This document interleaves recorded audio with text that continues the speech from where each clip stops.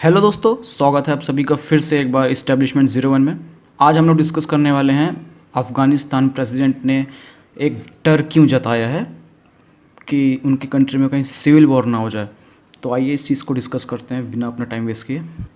तो क्या हुआ है, व्हाट एक्चुअली हैपेंड इज़ कि जब से यूएसए एंड कोलिजन फोर्सेस ने पुल आउट किया है अफ़गानिस्तान से, तब से अफ़गानिस्तानी प्रेसिडेंट के मन में एक डर है और वो डर है सिविल वॉर को लेके, जैसा कि आप यहाँ पे देख सकते हैं।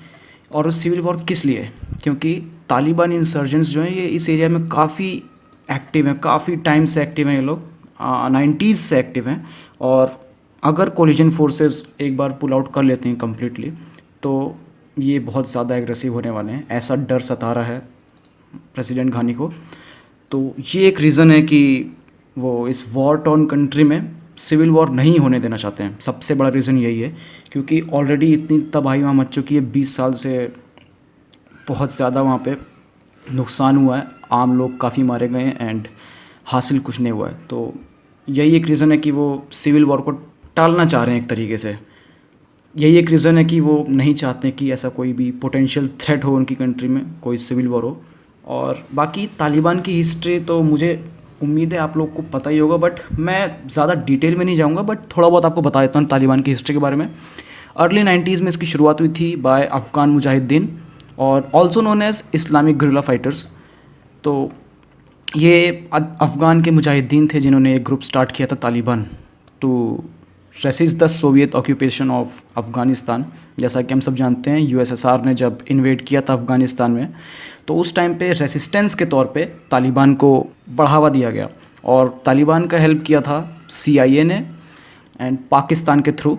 तो ये सब इन्वॉल्व थे to help Taliban grow and to fight against the USSR। Now coming to why Taliban is dangerous. ये एक क्वेश्चन मुझे लगता नहीं कि ज़्यादा इसमें एक्सप्लेन करने वाली कोई बात है। आप अगर सिर्फ 2021 का देखें, 2021 में क्या हुआ है, तो ये लिस्ट है 2021 के सिर्फ कितने यहाँ पे टेरर अटैक्स किए हैं तालिबान ने अफ़गानिस्तान के अंदर, कितने उसमें आम नागरिक मारे गए हैं। आप यहाँ देख सकते हैं 2, 6, 2, 4, 40 प्लस पूरा लिस्ट है। ये लिस्ट इतनी नहीं, और भी है आगे इसकी लिस्ट। 11 मई तक की लिस्ट आप देख सकते हैं कितने लोगों की यहाँ पे, कितने आम इंसानों की जान गई। अभी रिसेंटली एक स्कूल में अभी बॉम्ब ब्लास्ट हुआ था, एक गर्ल्स स्कूल में, जिसमें कई लड़कियों की, कई स्टूडेंट्स की डेथ हो गई है। तो ये एक बहुत बड़ा रीज़न है क्यों तालिबान एक बहुत ही डेंजरस ऑर्गेनाइजेशन एंड क्यों अफ़गानिस्तान गवर्नमेंट एक पोटेंशियल थ्रेट से डर रही है, क्यों वो सिविल वॉर से डर रही है। क्योंकि एक इंसर्जेंट ग्रुप है एक्चुअली, इसको टेरर ग्रुप भी बोलते हैं लोग। तो इससे बहुत बड़ा खतरा है सिविल वॉर को लेके। फिर इसके बाद आते हैं रोल ऑफ पाकिस्तान। क्यों प्रेसिडेंट घानी ये कह रहे हैं कि पाकिस्तान का रोल इम्पॉर्टेंट है? क्योंकि तालिबान जो है वो अपनी logistic supply and financial support दोनों पाकिस्तान से लेता है। पाकिस्तान भरपूर मदद करता है तालिबान की, along with the recruitment which generally takes place in Pakistan itself. ये आप यहाँ पे रीजन देख रहे होंगे, खैबर पख्तूनख्वा करके, यहाँ से रिक्रूटमेंट सबसे ज़्यादा होती है पश्तून लोगों की, जो कि बाद में तालिबान ज्वाइन कर लेते हैं। तो ये एक रीज़न है कि प्रेसिडेंट घानी चाह रहे हैं कि पाकिस्तान इनके साथ इनकी हेल्प करे ताकि रीजन में स्टेबिलिटी बढ़े। और एक और चीज़, यहाँ पे कई डिसीजन मेकिंग बॉडीज़ हैं तालिबान की जो कि पाकिस्तान के मेजर सिटीज़ में रहती हैं। इनमें से 3 ये हैं, क्वेटा शुरा, फिर मीरमशाह शुरा, फिर पेशावर शुरा। ये तीनों पाकिस्तान में डिसीजन मेकिंग बॉडीज़ हैं।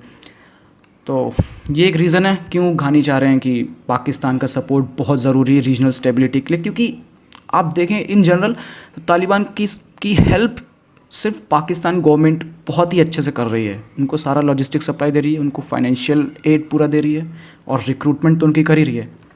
तो इसके साथ साथ मैं आपको एक और पॉइंट बता देना चाहता हूँ। ये जो आप लाइन देख रहे हैं यहाँ पे, जो पाकिस्तान और अफ़गानिस्तान को डिवाइड करती है, इसको बोलते हैं दुरंड लाइन। तो ये चीज़ आप नोट कर लीजिए, ये बहुत से एंट्रेंस एग्ज़ाम्स में पूछा जाता है, बहुत ही ज़्यादा इंपॉर्टेंट है ये दुरान लाइन। तो एक और क्वेश्चन इससे एक और बन सकता है कि वो कौन सी लाइन है जो इंडिया एंड पाकिस्तान को डिवाइड करती है। अगर आपको इसका आंसर पता है तो आप कमेंट सेक्शन में लिखिए। और अगर किसी को नहीं पता होगा तो उसके लिए और भी अच्छा हो जाएगा। बाकी ज़्यादा हार्ड क्वेश्चन नहीं है, आप गूगल भी कर सकते हैं अगर आपको ना आए आंसर तो। बाकी अगर आपको पता है तो आप ज़रूर कमेंट कीजिए। अब आते हैं role of the European Union पे। यूरोपियन यूनियन का क्या रोल है इस पूरे प्रोसेस में? तो घानी ने कहा है कि European countries specially Germany can do a lot in the peace process with Taliban.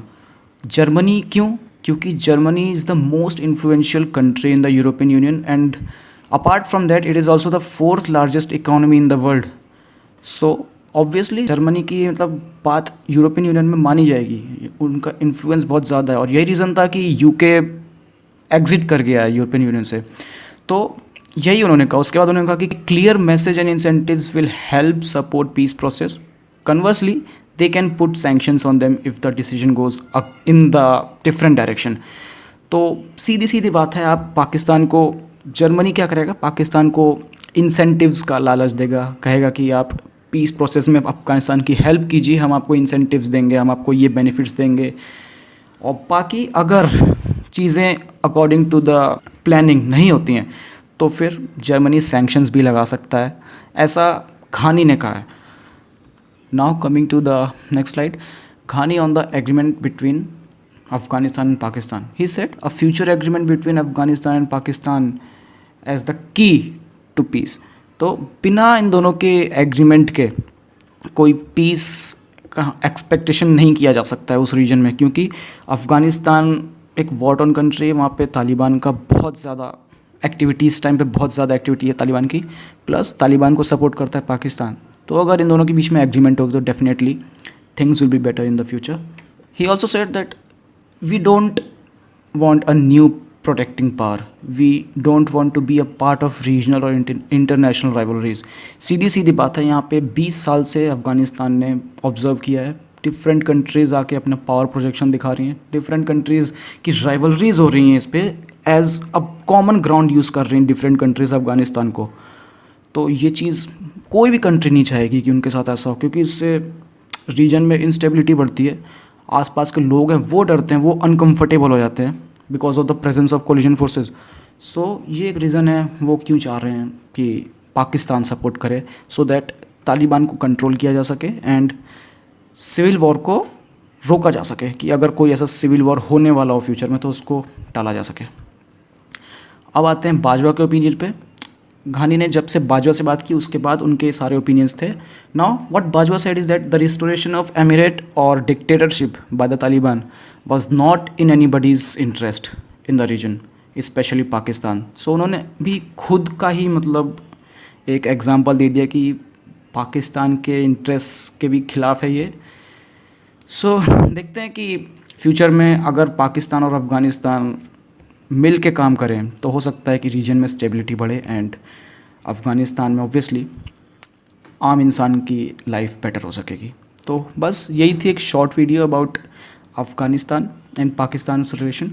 सो अगर आपको पसंद आई हो तो कमेंट करिए, बाकी मिलता हूँ आपसे अगले वीडियो में, तब तक के लिए थैंक यू वेरी मच, जय हिंद।